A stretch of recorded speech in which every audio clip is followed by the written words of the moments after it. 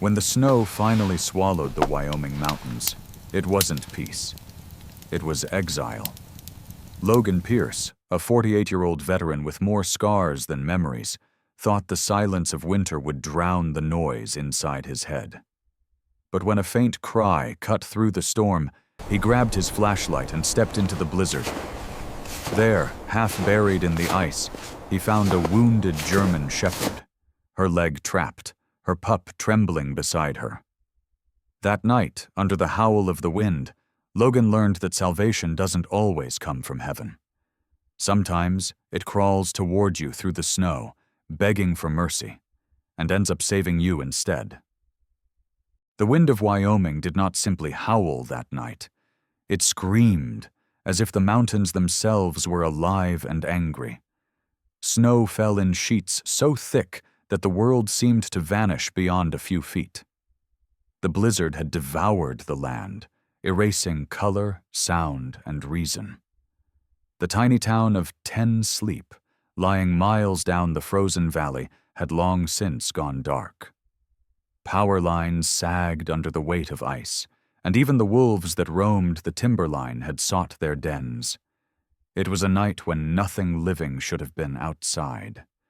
Yet one man still sat awake, listening. Inside a cabin half buried in snow stood Logan Pierce, a man of 48, with shoulders that still bore the discipline of a soldier, though time had curved them slightly.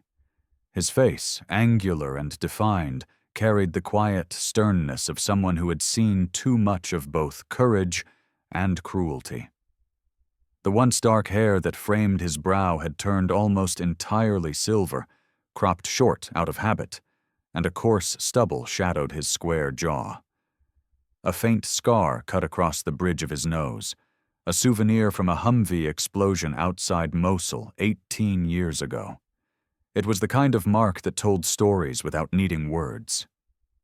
Logan's eyes were gray-blue, the color of gunmetal after rain, sharp and distant even when staring into the fire.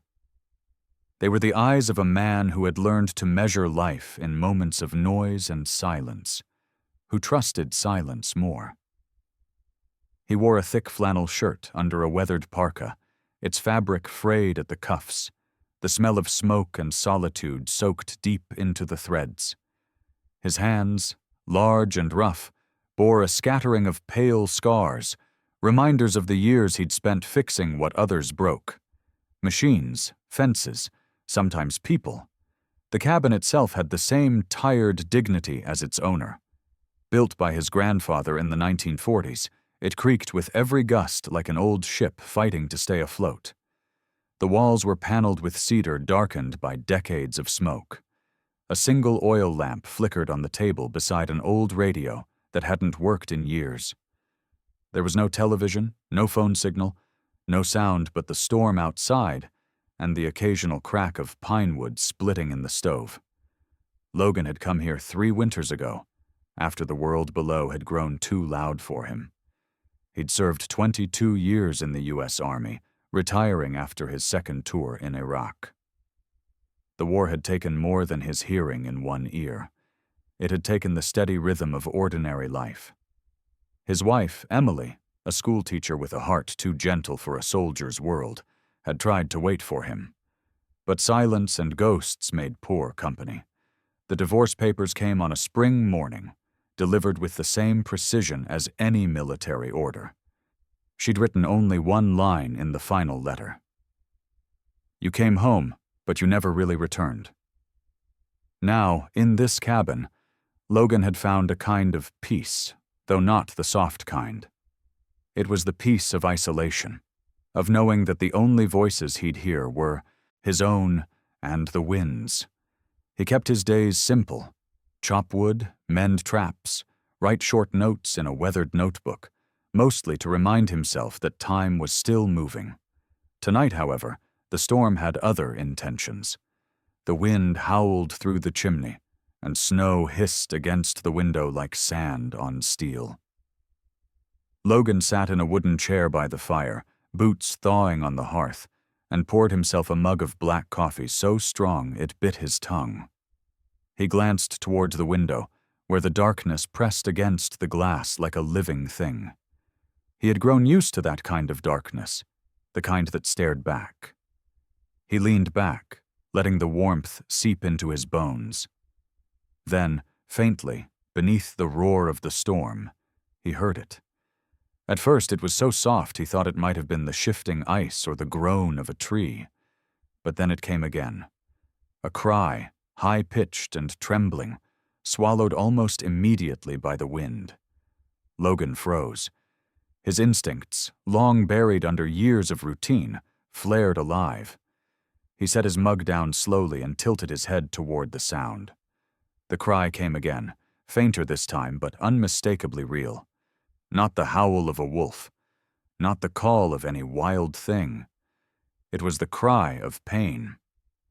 He stood, grabbed the heavy flashlight from the table, and pulled on his parka. The old military habit took over. Check gear, zip high, secure gloves. He slid his hunting knife into the side pocket out of reflex, though he didn't expect trouble. Old habits die harder than memories. When he opened the cabin door, the cold hit him like a blow. Wind clawed at his face, and snowflakes stung his skin like glass shards. The world outside was a blur of white chaos. He had to brace himself just to shut the door behind him. The beam of his flashlight barely reached past 10 feet, carving a tunnel through the storm. He started walking toward the tree line, boots crunching deep into the drifts. Each step sank to his knees, and icy air sliced into his lungs. The sound came again, a whimper, followed by something that sounded like a scratch against metal. He pushed onward, his breath heavy, heart pounding harder than it had in years. The storm seemed to fight him, but there was no turning back. Something out there was alive and suffering. Halfway down the ridge, the wind shifted. The cry grew clearer now, and with it came another sound, a smaller, weaker one, a rhythm, almost like a heartbeat made of sound. He swept the beam left and right until it landed on a dark shape near a cluster of fallen pines. There, half buried in snow, was a German shepherd, her fur matted with ice, her hind leg caught fast in a rusted steel trap. Her body trembled violently with exhaustion, breath fogging in quick, uneven bursts. Her coat, once thick and glossy, was dull and clumped with blood. She looked to be about 6 years old, past her prime but still strong under normal circumstances. Even through pain, her amber eyes held a fierce intelligence, as if she understood the sans-deceit balance between fear and hope. And pressed against her belly, shivering and whimpering, was a puppy. Small, barely 6 weeks old, fur pale tan like old straw, eyes not yet steady on the world. The little one pawed weakly at his mother's chest, searching for warmth she no longer had to give. Logan's heart clenched. He knelt beside them, the beam of light trembling in his hand. "Easy there, girl," he murmured, voice steady but low. "I've got you." The mother's ears twitched at the sound. She didn't growl. She was too weak, but her gaze followed every motion of his hands. Logan recognized that look, the same mixture of fear and trust he'd seen in wounded soldiers on the battlefield. It was the look of someone who didn't want to believe help was real. He set down the flashlight, dug his gloves under the trap, and winced. The metal jaws had bitten deep. The snow around them was stained pink. Using the handle of his knife as leverage, he pried at the hinge, muscles straining until the steel finally groaned open with a snap. The shepherd yelped, collapsing onto the snow. Blood welled again, bright against the white. Logan tore his scarf from his neck and wrapped it tight around the wound. "Stay with me," he whispered. The puppy let out a faint squeak, climbing clumsily onto his boot. Without hesitation, Logan scooped the tiny creature into his coat, feeling its heartbeat flutter against his chest. Then, lifting the mother carefully into his arms, he turned back toward the cabin. The trek home was a blur of cold and willpower. The wind pushed at him with the force of a wall, and snow filled his footprints almost instantly. His breath burned, his arms numb from the weight of the dog, but he kept going, step by step. The only sound he could hear was the muffled heartbeat of the pup and the faint, slowing breaths of its mother. When the cabin finally appeared through the storm, half buried but glowing faintly from the firelight inside, Logan stumbled up the steps and kicked the door open with his shoulder. Warmth and orange light rushed to meet him. He laid the shepherd near the fire, her body trembling uncontrollably, then unbuttoned his coat to reveal the puppy. Alive, but barely. He worked quickly, removing the bloodied scarf, pressing a clean towel to the wound, and wrapping them both in blankets. The mother's breathing was shallow, but steady. The puppy burrowed into the folds of her fur, finally still. Logan sat beside them, chest heaving, staring at the fragile circle of life now huddled before the fire. Outside, the wind screamed and battered the walls, but inside, a new sound filled the air, the soft rhythm of survival. He exhaled slowly, feeling something warm flicker inside him for the first time in years. He looked at the mother dog and murmured, "You're safe now, girl. We all are, for tonight." As the storm raged beyond the cabin, Logan Pierce sat in silence, unaware that the night he chose to open his door to mercy would be the night that changed everything that followed. The storm had turned merciless, a living wall of white that swallowed every shape and sound. Wind screamed through the Wyoming forest like something ancient and vengeful, tearing at the branches until even the pines seemed to shudder. Snow fell in violent sheets, erasing the horizon, the trail, the sky, everything but survival itself. Logan Pierce moved through it like a man carved from the same stubbornness that made the mountains stand. His breath came in bursts of mist, freezing against the wool scarf wrapped tight around his face. The beam of his lantern trembled in the storm's fury, casting fractured light on the endless snow.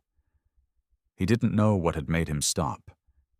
Maybe instinct, that soldier's sixth sense that something alive was crying out against the silence. At first it had been only a faint sound, a whimper lost beneath the wind. But then it came again, sharper, desperate.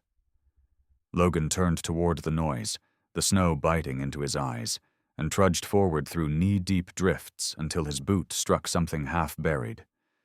He dropped to one knee, brushing aside the frozen crust, and froze. A steel animal trap lay clamped in the snow, its teeth glinting dully in the lantern light. Inside it was a German shepherd, her fur black and tan, now stiff with frost and blood. Her leg was twisted horribly, caught in the iron's bite. Her body trembled violently, breath shallow and ragged, but her eyes, dull amber in the storm's glare, were still awake, still defiant. Logan's heart tightened. "Easy, girl," he said softly, though his words were almost lost to the wind. He set the lantern beside her and pulled off his gloves, his bare hands instantly burning from the cold. The steel was frozen solid. He braced one hand against the ground and tried to pry it open, his knuckles bleeding where they scraped the metal. The shepherd whimpered once, a sound of both pain and trust. "You've been fighting too long, haven't you?" Logan murmured through gritted teeth. He reached into his pocket and drew out a small folding knife, slipping it under the trap's hinge.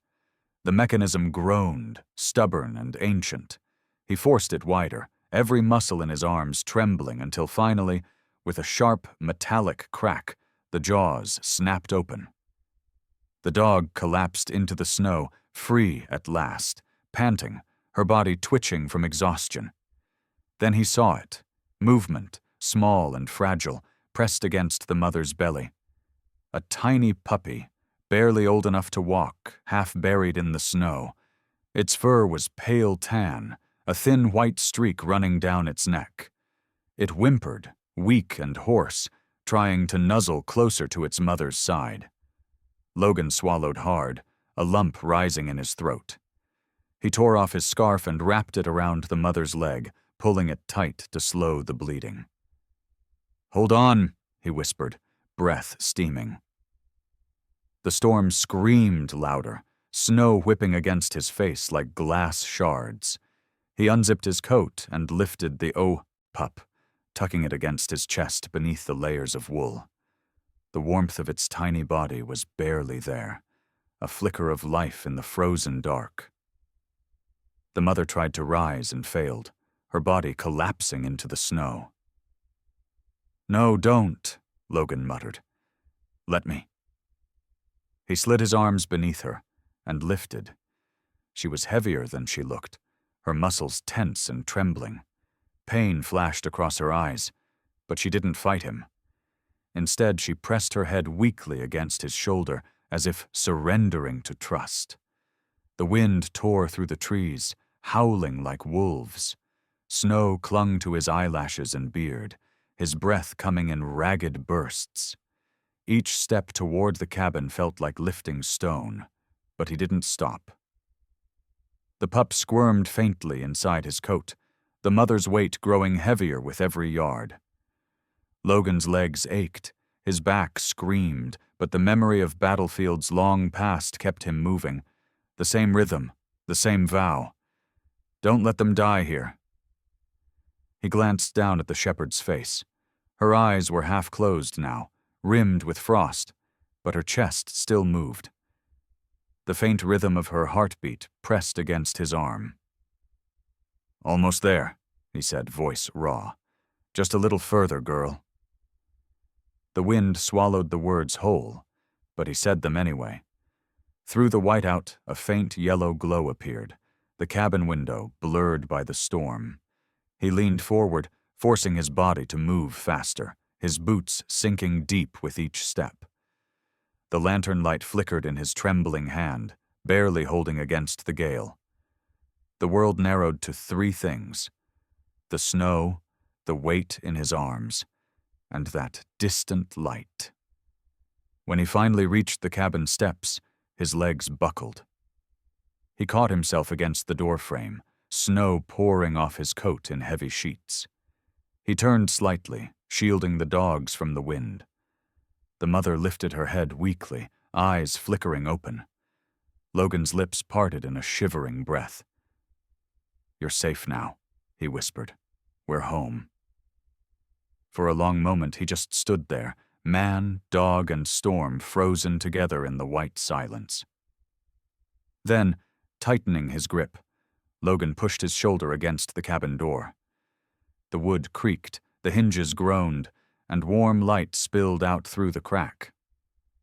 He stepped inside, the storm roaring behind him as the door swung shut.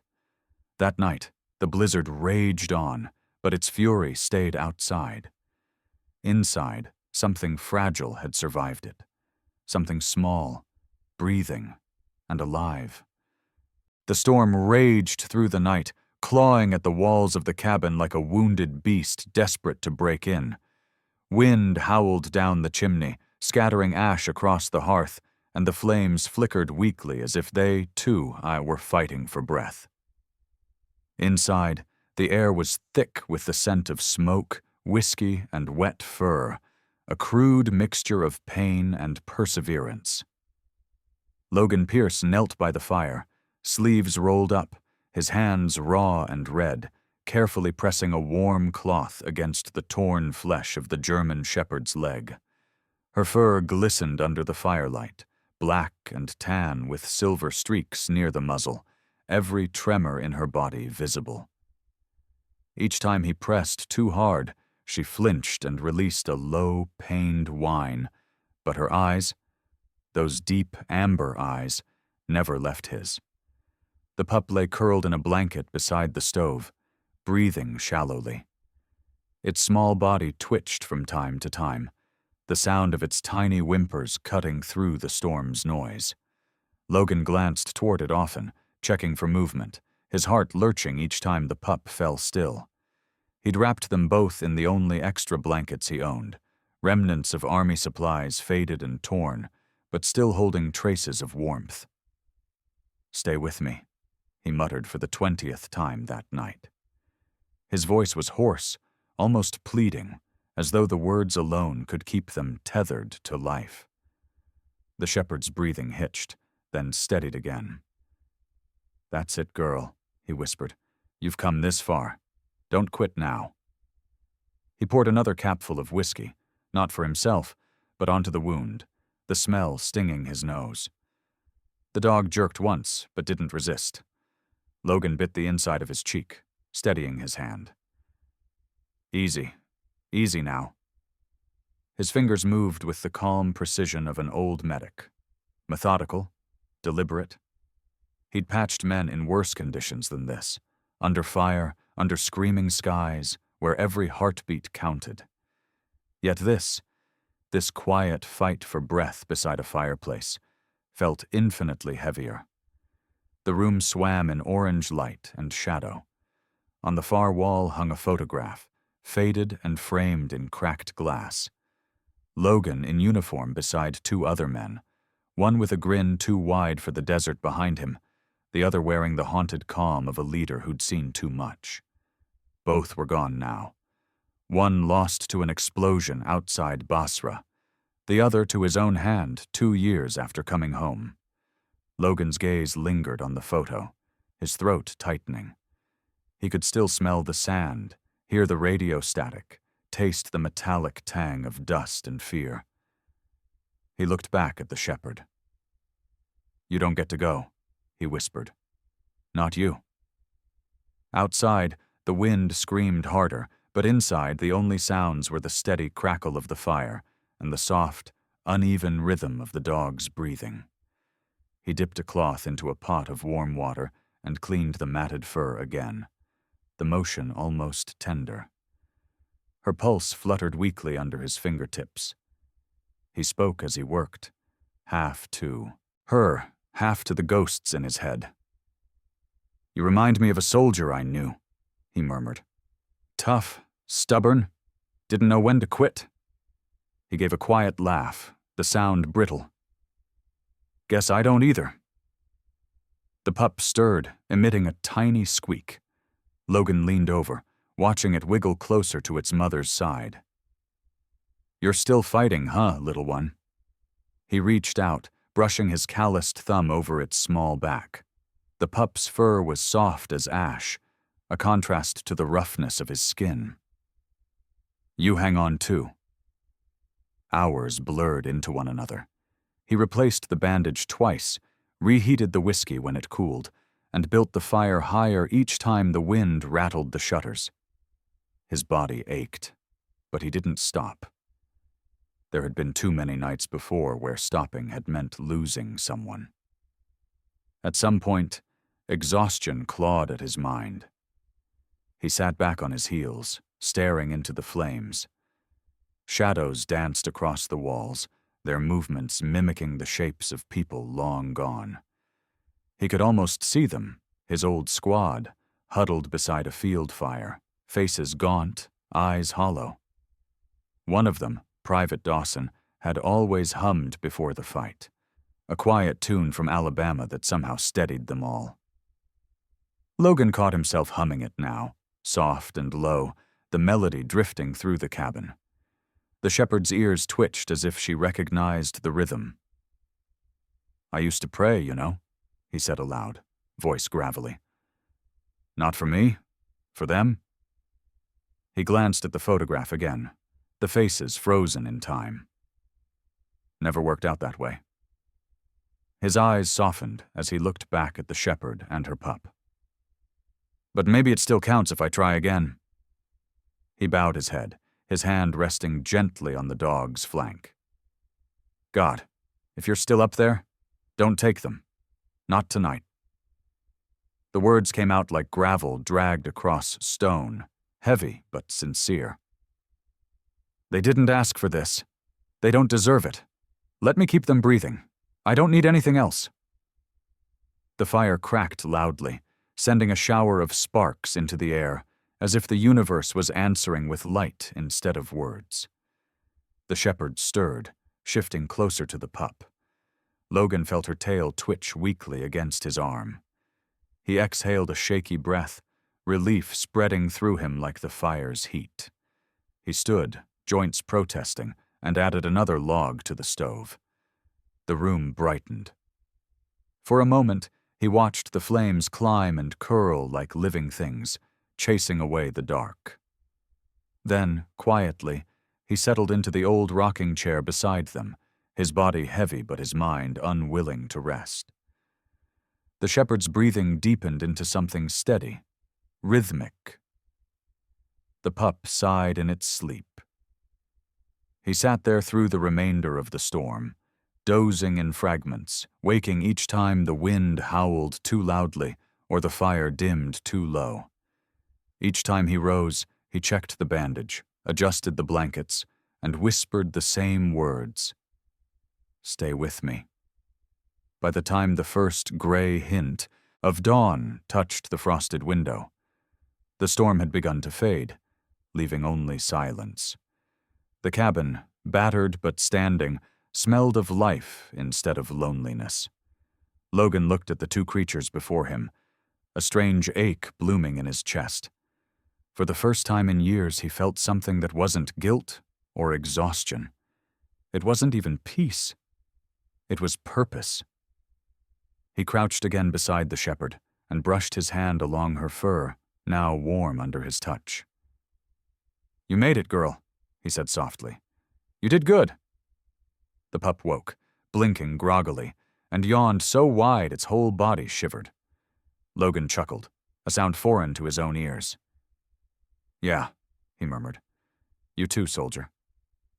Outside, the world was still blanketed in snow, but the wind had gone quiet, leaving behind the kind of silence that didn't feel empty anymore. Inside the cabin, the fire burned steady, and Logan Pierce, for the first time in years, didn't feel like he was waiting for the world to end. He was simply living through it. The storm had finally died, leaving behind a silence so vast it felt almost sacred. The first light of dawn brushed across the snowfields of Wyoming, painting the frozen world in silver and rose. The mountains loomed high and pale in the distance, their jagged crowns sparkling with frost. Outside Logan Pierce's cabin, snowdrifts climbed halfway up the walls, and the smoke rising from his chimney wound lazily into the clear air. Inside, the air was warm but heavy, thick with the mingled scents of smoke, pine resin, and the faint tang of antiseptic and whiskey. The fire still burned low in the stove, its glow soft and steady against the dark cedar walls. Logan sat in his chair near the hearth, face shadowed with exhaustion, unshaven jaw silvered with stubble, the veins on his scarred hands standing out as he turned a dented mug of black coffee between his palms. His eyes were fixed on the German shepherd lying before the fire, her breathing slow but steady now, her bandaged leg wrapped in strips of his old undershirt. The pup, no bigger than a loaf of bread, slept curled against her belly, its fur still damp in patches from melted snow. The sight stirred something inside him he had forgotten existed, a fragile, unfamiliar calm. The wind outside whistled softly through the eaves, and for the first time in years, he didn't mind the sound. He was not alone. Then came a crunch of footsteps in the snow outside, slow, deliberate, approaching the door. Logan tensed instinctively, the muscle memory of old danger sparking awake. He set down his mug and reached for the hunting knife lying on the table, his thumb brushing the worn wooden handle. Few souls ever came this far into the mountains, especially in winter. A knock followed. 3 firm raps that spoke more of confidence than hesitation. He frowned, hesitated, and then opened the door. The world outside blazed white with morning light, and standing against it was Maggie Rowe. She was small but sturdy, wrapped in a maroon parka that looked older than she was, her fur-lined hood pushed back to reveal a face carved by weather and time. Her hair, once dark, had gone silver, tied back under a wool cap, and her skin bore the rough tan of someone who had lived her whole life under open skies. Her hazel eyes, bright, watchful, and sharp, met his with a glint of humor and something else beneath. Kindness shaped by loss. "Well," she said, brushing snow from her gloves. "I saw smoke and figured the storm didn't eat you alive. Good thing, too. I wasn't sure I'd have to dig you out." Her voice was rough and warm, touched with the rasp of age and cigarettes long since given up. Logan's surprise softened into a small smile. "Morning, Maggie. You shouldn't be out in this weather." "And let my only neighbor die up here? Not likely." She pushed past him with a familiarity that needed no permission. When she stepped inside, the smell of her, wood smoke, wool, and peppermint, salve, mixed with the cabin's air. Her gaze immediately caught the shepherd on the floor. She froze, her face softening in an instant. "Well, I'll be damned," she murmured. "You've gone and found yourself a family." Logan shut the door against the cold. "Found them caught in a trap 2 nights ago. Figured I'd try to keep them alive." Maggie's eyes flicked to the bandaged leg. "With what? Whiskey and hope?" "Mostly whiskey," he admitted. She snorted. "That tracks." Dropping her leather satchel onto the table, she crouched beside the shepherd, her movements steady and practiced. From the bag she drew a small metal box filled with medical supplies, old but well-kept, gauze, iodine, a handful of glass vials with fading labels. "You always were stubborn," she said. "Still, you did a decent job. Clean work, considering you probably used a hunting knife for a scalpel." "I've done worse," he said, watching her hands move. She peeled away the makeshift bandage and inspected the wound with a frown. The flesh was swollen, but not festering. The dog whimpered softly.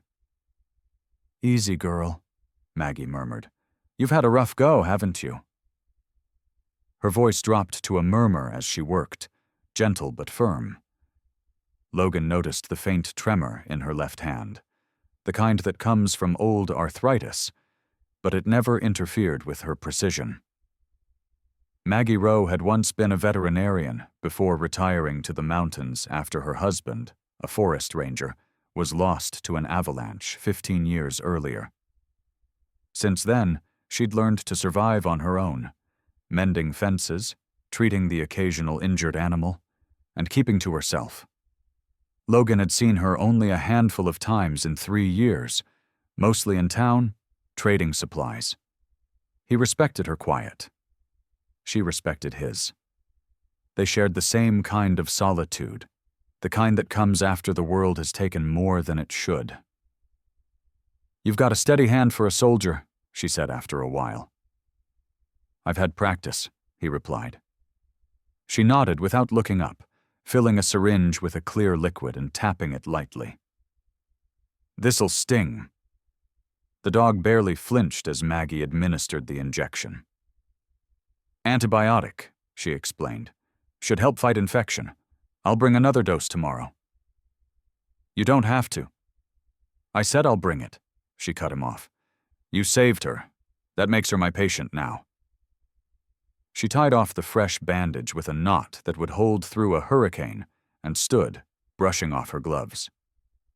"You know, Logan, you always had that look about you." He raised an eyebrow. "What look?" "The one people get when they think they're done caring." Her gaze met his, unwavering but kind. "Looks like the world had other plans." Logan didn't answer. He wasn't sure he could. Maggie slung her satchel over her shoulder and walked to the door. "Keep the fire going," she said, pulling her hood up. I'll be back with medicine. And something better than that instant coffee you pretend to like." He followed her to the door. "Maggie, thank you." She paused, turning back just long enough for the corners of her mouth to lift in that small, knowing smile that made people feel seen. "You think you're saving them, Logan," she said softly, "but really, you're learning how to save yourself." And with that, she stepped out into the cold, her figure swallowed by the white light of morning. For a long time, Logan stood there, her words echoing in his head. When he finally closed the door, the silence felt different. No longer hollow, but alive. He returned to the fire, watching the shepherd breathe peacefully beside her pup. The warmth seeped back into the room, into his bones, into the parts of him that had been frozen for years. He reached out, brushing his hand gently over the dog's fur. "Looks like we've got help, girl," he murmured. She twitched an ear in her sleep as if she understood. Outside, the snow glittered under the new sun, and for the first time since the storm, Logan felt that maybe, just maybe, he was beginning to thaw, too. A week had passed since the storm loosened its grip on the mountains, and the world outside Logan Pierce's cabin had begun to soften. The sky, once a wall of gray and ice, now opened in streaks of pale blue. The snow still lay thick over the Wyoming ridge, but it glimmered gently under the timid sun, instead of swallowing all life whole. Icicles hung from the roof like glass daggers, dripping slowly, a rhythm that marked the quiet return of time. The air smelled different now. Wood smoke, pine, and something else. Life. Inside the cabin, the transformation was even more striking. The German shepherd, once half dead and trembling in blood-soaked snow, now lifted her head when Logan stirred in his chair. Her amber eyes, bright again, followed him with calm trust. The wound on her leg had begun to heal, the fur around it shaved and scabbed, and though she still limped when she stood, she moved with a cautious grace that hinted at strength returning. Beside her, the pup, smaller still, a bundle of tan fur with that thin white streak down its neck, stumbled clumsily across the wooden floor, its paws sliding over smooth planks. Each time it lost balance, it yipped in surprise, rolled over, then tried again. Logan, sitting near the stove with a cup of weak coffee, couldn't help the laugh that broke from his chest, rough and honest, startling even himself. The sound echoed softly through the cabin, chased by the faint crackle of fire and the tapping of melting ice against the window. He leaned forward and watched the pup wobble toward a shallow metal bowl of water. The little creature dipped its nose, lapped twice, and promptly lost footing, sending the bowl clattering and spilling across the floorboards. For a heartbeat, Logan froze. Then he laughed again, louder this time. "You little fool," he said, setting his cup aside as the pup shook itself, sneezed, and blinked up at him with wide, innocent eyes. The mother let out a low bark, more warning than anger, before nudging the pup gently with her snout, licking its ear as if scolding it for clumsiness. Logan smiled. "Guess you take after your mother." He crouched beside them, the floor creaking under his weight, and reached out to stroke the shepherd's head. Her fur was thick again, coarse but warm beneath his fingers, and she leaned into his touch, exhaling a sound that was almost a sigh. "You're something special," he murmured. "You pulled through." He scratched under her chin until her tail thumped weakly against the floor, then turned his attention to the pup, who had begun gnawing on the hem of his sleeve with soft, toothless determination. "And you," he said, "you're trouble." He sat there for a long moment, just watching them. The firelight caught in the shepherd's eyes, turning them to gold. The pup clambered over her paw, and promptly fell again, earning another amused huff from Logan. For years, he had lived in this cabin surrounded by silence so deep it became its own kind of voice, one that whispered of what he'd lost. But now, that same silence was broken by the shuffle of paws, the small, high yips of discovery, and the steady rhythm of a mother's breath. When Maggie Rowe had returned 2 days earlier with more antibiotics and a bag of feed, she'd left him with her usual brisk warmth. "You keep them fed, soldier," she'd said, handing him a jar of honey and a tin of powdered milk. "And try not to burn this place down while you're at it." Then, softer, as she adjusted her gloves, "You've got that look again, the one that means you're starting to feel something." He'd just nodded, too tired and too proud to say thank you. But now, sitting here, he understood what she meant. Logan reached for his battered leather notebook lying on the table, the one that had once held field notes, coordinates, and names of men who never made it home. The pages were yellowed and creased, the ink faded. He flipped past old entries until he found a blank page. The pencil in his hand hesitated for a moment before scratching softly across the paper. Day 9. They're still alive. And so am I. He paused, then smiled faintly and added, "The pup needs a name. The mother, too. Feels wrong not to call them something." He looked up at the shepherd, who now lay stretched by the fire, her head resting between her paws, eyes half closed in contentment. "Grace," he said quietly, testing the sound. It fit, steady, calm, strong. "You've earned it." The shepherd's ears flicked at the name as if acknowledging it. Logan turned to the pup, now attacking the leg of a wooden stool with enthusiastic futility. "And you," he said, grinning, "you're Frosty, because you've got more snow in your head than sense." The pup barked once, a shrill, cheerful sound, and Logan chuckled again. "Yeah," he said, "that's you, all right." Grace stirred at the sound of his voice and rose slowly, testing her mended leg. She limped toward the window, stood for a moment, and stared out into the white expanse beyond the glass. Her reflection, ghost-like against the frost, mirrored the wilderness outside, proud, resilient, unbroken. Logan watched her quietly, feeling a pang he couldn't quite name. "You want out there again someday?" he said softly. "Don't blame you. Maybe when the snow melts?" Frosty tottered toward her, yipping as if agreeing. Grace turned, nudged the pup close with her nose, and lay back down. Logan smiled at the small, wordless exchange. Mother teaching child, the world's oldest conversation.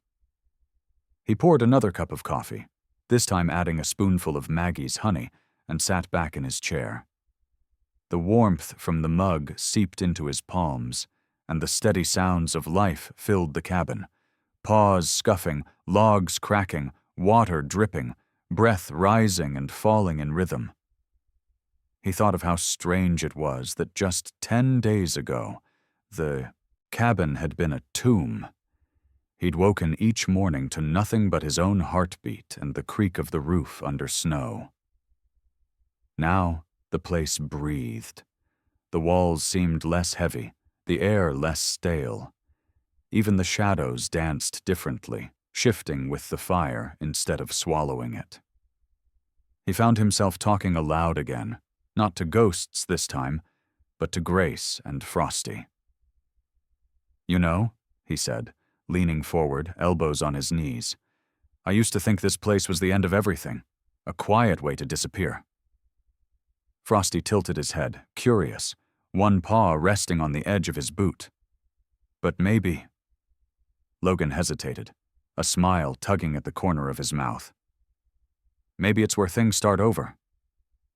Outside, the last light of day melted into amber. The air carried the faint chirp of distant birds, a sound absent since the storm. Grace stretched and yawned, while Frosty curled into her side, his small body twitching in dream. Logan pulled a blanket tighter around his shoulders and stared at the flames. The pages of his notebook lay open beside him, the last line still visible. They're still alive. And so am I. He added one more word beneath it. Hope. The fire crackled softly, and Logan let his eyes close. In the faint glow, the cabin no longer looked like a shelter from the world, but a piece of it. Alive, imperfect, and healing, just like the man inside it. The desert night was cold and clear, the stars glittering like shards of broken glass strewn across black velvet. Jack Turner sat at the rough wooden table inside his container, the kerosene lamp throwing a circle of yellow light. The silver locket lay open before him, its hinge creaking faintly whenever he moved it. Scout lay near the door, head resting on his paws, ears twitching at every outside sound. Jack had studied the locket a dozen times since finding it, but tonight he noticed something new. The inner surface of the silver, beneath the place where a photograph had once been, caught the lamplight at a strange angle. The gleam was not random. It shimmered with faint, etched lines, too regular to be scratches. He fetched a magnifying lens from his toolkit and leaned close. The marks resolved into something unmistakable, a strip of microfilm embedded in the thin layer of silver, so small it could easily have been overlooked. The film glowed faintly, not like ordinary light, but with a phosphorescent sheen that seemed alive. Jack's breath caught in his throat. This was not human craftsmanship. With careful hands, he teased the film out, using the tip of his knife. The strip was no bigger than his thumb, etched with symbols, circles within circles, angular shapes intersecting at impossible angles. He frowned. They looked like coordinates, but not written in any format he recognized. His years in the military had taught him to read maps, grids, and coded signals. This was none of those. The symbols seemed to twist even as he looked at them, as though the geometry itself resisted comprehension. The only place he knew to turn was the one person bound to the story: Maggie Hart. At dusk the next day, Jack walked to her ranch, Scout trailing silently. Maggie met him near the fence line. She wore a heavy canvas coat, her dark hair braided and pulled over one shoulder, her boots half buried in the snowdrifts left from the storm. Her sharp blue eyes regarded him warily but without hostility. Jack didn't waste words. He opened his palm to reveal the strip of film. "It was inside the locket," he said simply. Maggie's expression faltered. She stepped closer, the cold air clouding between them. She studied the etchings, her brows drawing tight. "What is it?" "Coordinates," Jack replied, "but not ours." They went inside her barn for shelter from the wind. It smelled of hay and leather, the warm musk of horses lingering in the air. Maggie lit a lantern, the light casting long shadows across the beams. She perched on an overturned feed bucket, her posture tense but curious. Jack laid the strip flat on a wooden crate. Together they studied it, the strange symbols glowing faintly in the lantern's light. Maggie finally spoke. "My cousin Amy disappeared out by the mine, but the cemetery—" She hesitated, her hands clenching. "My family's buried there. If this film ties both places together—" Her voice cracked, and she stopped. Scout stirred, his body tense, ears pricked. Jack followed the dog's gaze toward the small window of the barn. Outside, the stars seemed brighter than before, pulsing faintly.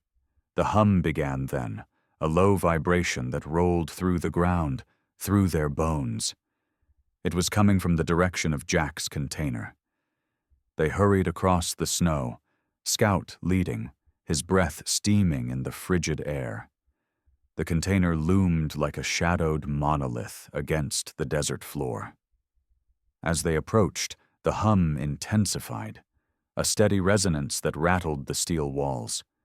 Jack pushed the heavy door open, and the sound deepened into a bass note that vibrated the air itself.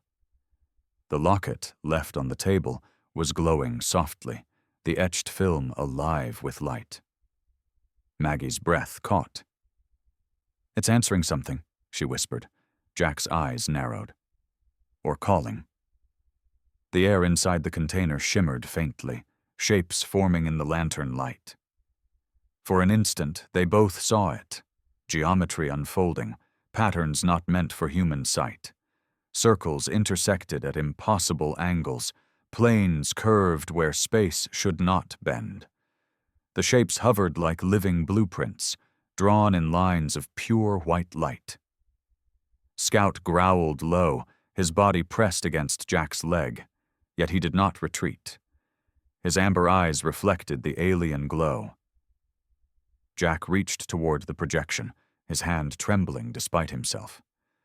The lines shifted as if aware of him, rearranging into two distinct markers.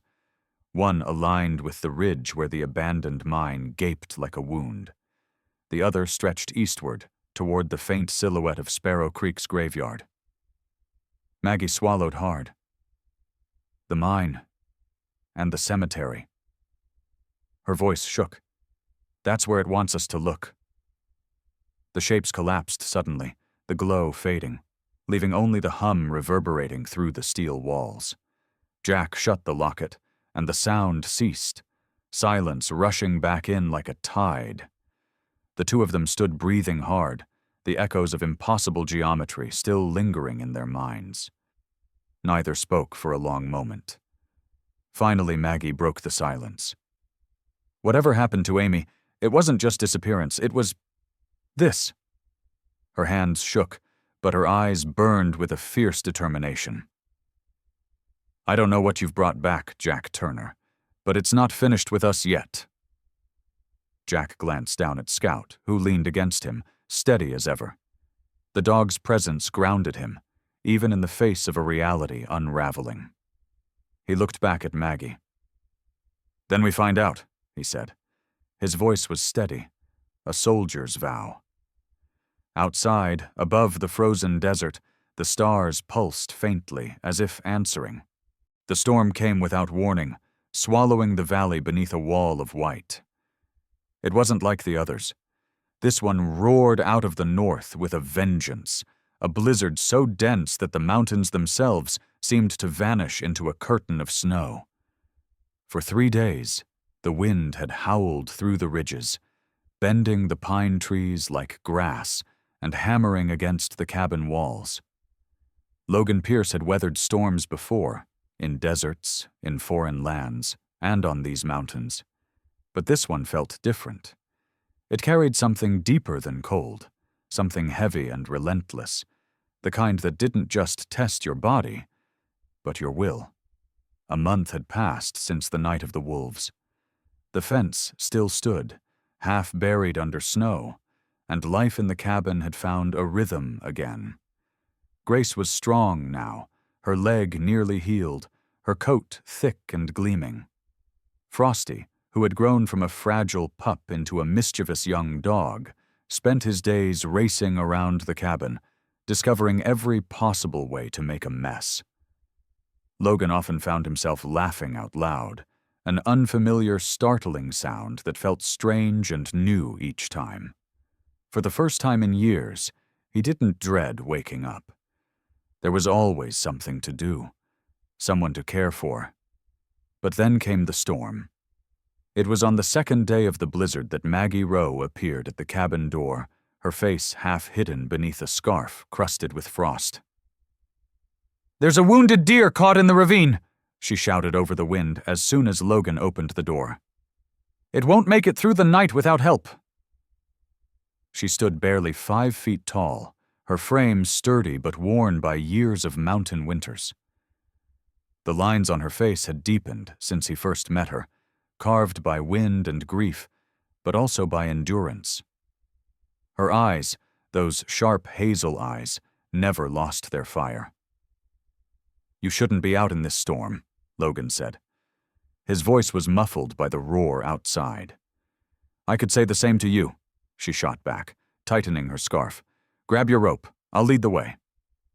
He hesitated, glancing at Grace and Frosty curled up by the fire. But old instincts pushed him forward, the part of him that couldn't ignore a cry for help, whether it came from a man, woman, or beast. He layered up quickly. Heavy parka, gloves, boots thick with frost. The moment he stepped outside, the cold hit him like a sledgehammer. The wind stole his breath, slicing through the seams of his coat, but he pressed on behind Maggie's fading figure. They trudged through knee-deep snow toward the ravine, visibility shrinking with each gust. By the time they reached it, both were coated in white. The deer lay half-buried at the bottom of the slope, one leg twisted unnaturally, its flanks heaving weakly.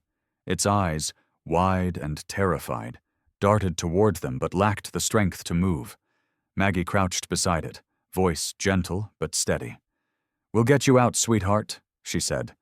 Logan anchored the rope around a nearby pine and slid down carefully. The snow crunched beneath his boots, his breath fogging the air. He worked quickly, his gloved hands numb but sure, tying the rope around the deer's chest and under its forelegs. On three, he shouted. Maggie braced above, her boots dug deep into the snow. Together they hauled. Inch by inch, the deer rose, kicking weakly. Logan pushed from below, his muscles screaming in protest. When they finally reached the edge, Maggie collapsed beside the animal, panting. Good work, soldier, she murmured. He smiled faintly, leaning against the snowbank, his vision blurring at the edges. The world tilted slightly. You all right? Maggie asked, noticing the slur in his reply. He nodded, though his skin had gone pale beneath the stubble. Just winded, he said, but his voice trembled. By the time they got the deer sheltered under a tarp near Maggie's shed, his legs felt heavy as stone. When Logan returned to his cabin that evening, the temperature had plummeted. He stripped off his coat, boots, and gloves with shaking hands. Grace greeted him with a wag of her tail, Frosty with a playful bark, but his body no longer responded the way it should. His fingers were blue, his chest tight. He poured himself a mug of coffee, but his hands shook so badly that half of it spilled onto the table. The fire crackled warmly in the hearth, but he couldn't feel the heat. By nightfall, the fever hit. It started as a chill that wouldn't go away, then rose into waves of heat that made him sweat despite the cold. His thoughts blurred, the edges of the room bending and twisting as his body sank deeper into weakness. Grace pressed close beside him, whining softly. He managed to whisper her name. Grace, stay, before the darkness pulled him under. The blizzard outside howled, rattling the cabin walls. Inside, the fire burned low, its light flickering weakly across the room. Logan lay on the cot, his breathing ragged, his skin pale and slick with sweat. His eyes moved beneath closed lids, trapped in the fever's grip. Flashes of sand, explosions, faces long gone. Somewhere in that haze, he was back in the desert, shouting orders into chaos, hearing the screams of the dying. Don't leave me, a voice cried, one of his men, young, bleeding. He reached for him, but his hands found only snow. Grace's instincts flared. The shepherd rose suddenly, her ears pinned back, and tugged at the blanket draped over him. She gripped the edge with her teeth and pulled until it covered his shoulders again.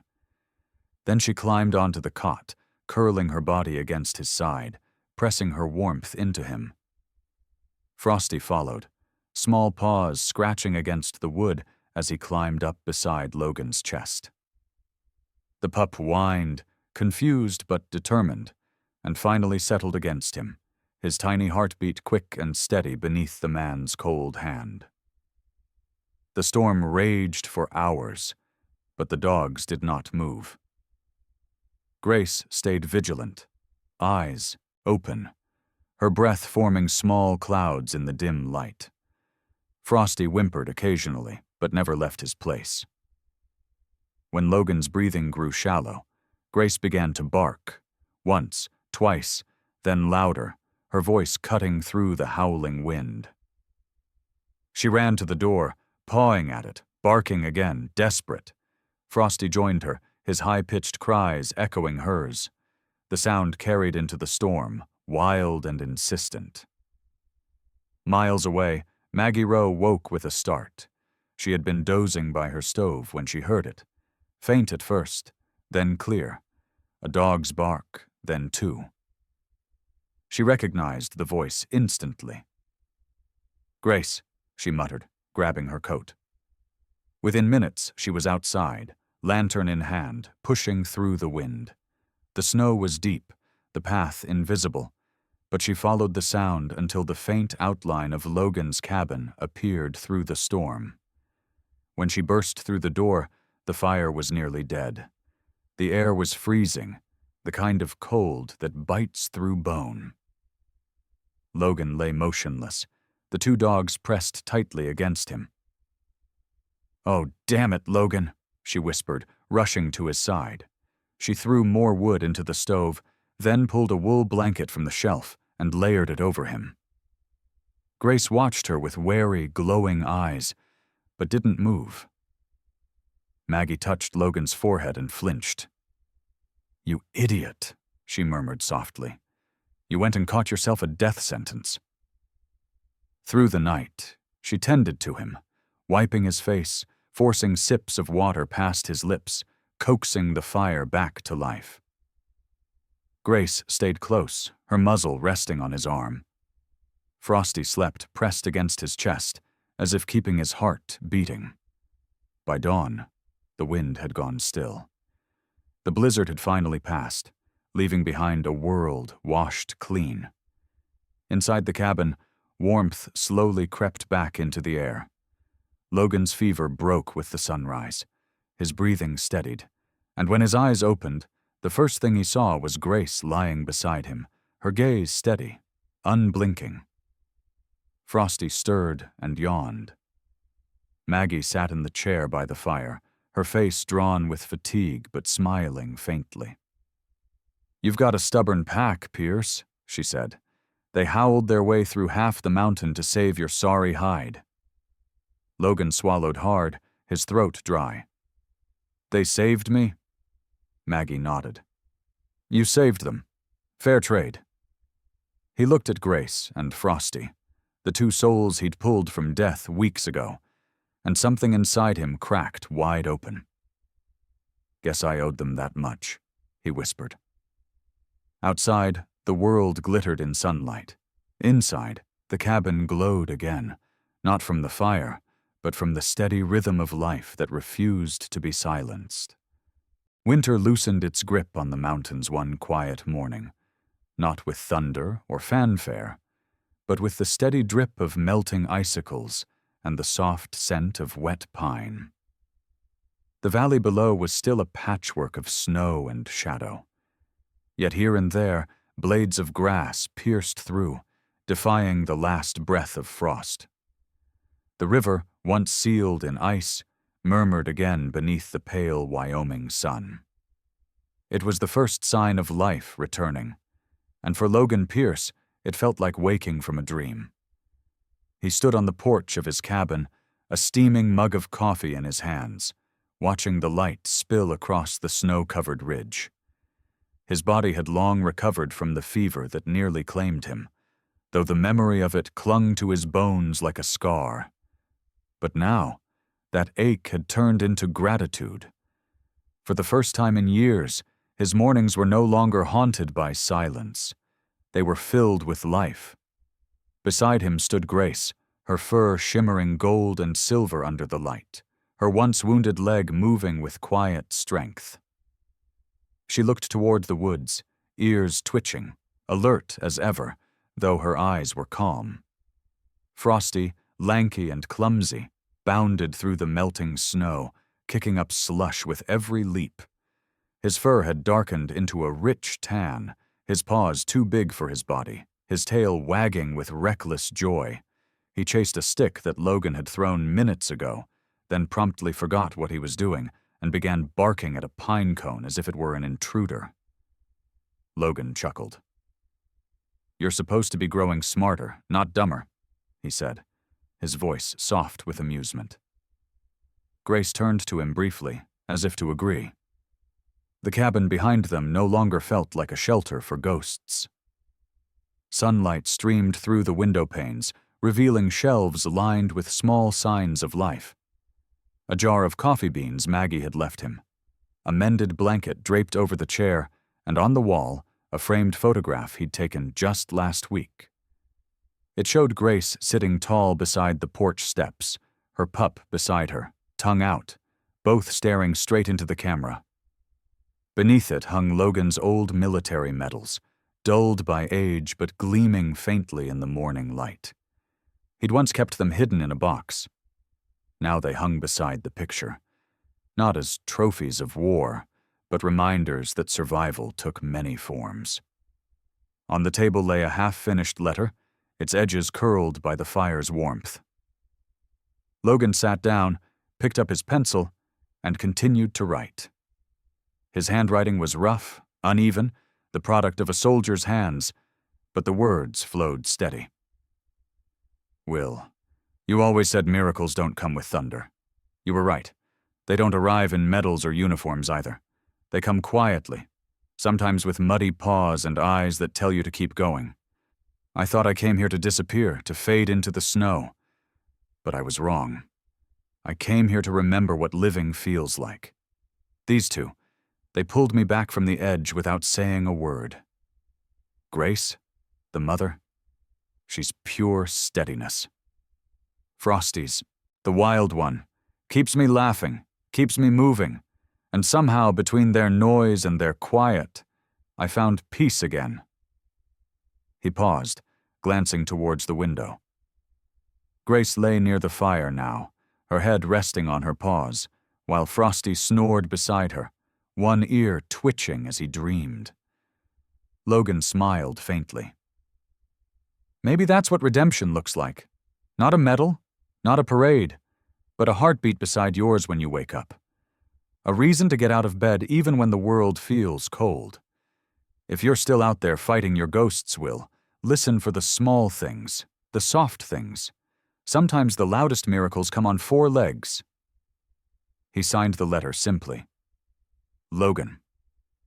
Setting the pencil down, he folded the letter carefully, slid it into an old envelope, and placed it beside the photograph. For a long while, he just sat there, staring at the image of the 2 dogs. His gaze softened, and he whispered, "You saved me." Then he stood, pulled on his coat, and stepped outside. The snow had retreated to the shadows.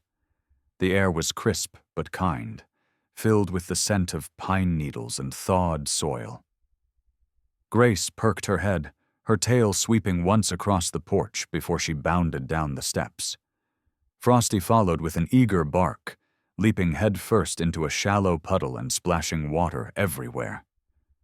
Logan laughed, shaking his head. "You'll never change, will you?" he said. He threw a stick into the field, and the 2 chased it together. Grace steady, Frosty clumsy, the pair a perfect dance of wisdom and youth. The sun climbed higher, glinting off the last sheets of melting ice.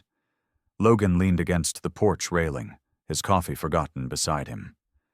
The fence he'd built months ago stood strong, weathered but proud. Beyond it stretched the wilderness, untamed, infinite, alive.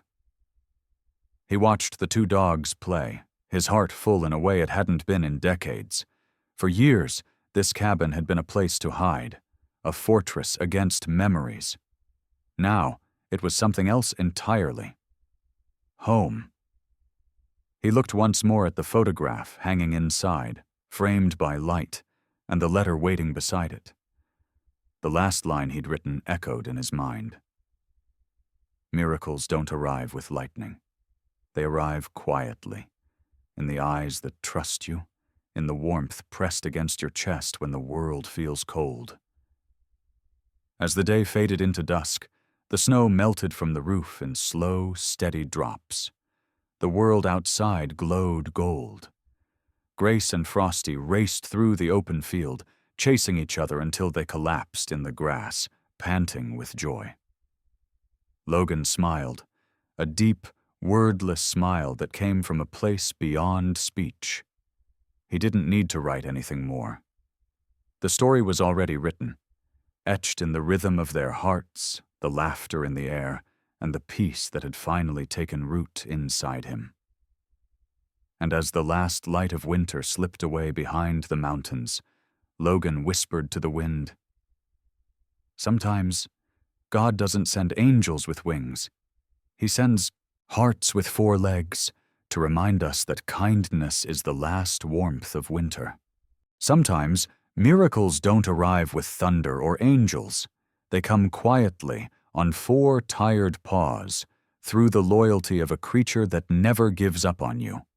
Logan's story reminds us that God's grace often hides in the smallest things: a bark in the dark, a heartbeat beside you when life feels cold, or a reason to open your heart again. If this story touched your soul, share it with someone who might need hope tonight. Tell us where you're watching from, and share your own miracle in the comments. And if you believe love, faith, and kindness can still heal the world, subscribe and join us for more true stories of light and redemption. May God bless you, your loved ones, and every loyal heart that still believes. For sometimes the angels He sends don't have wings. They have fur, and they find us when we need them most.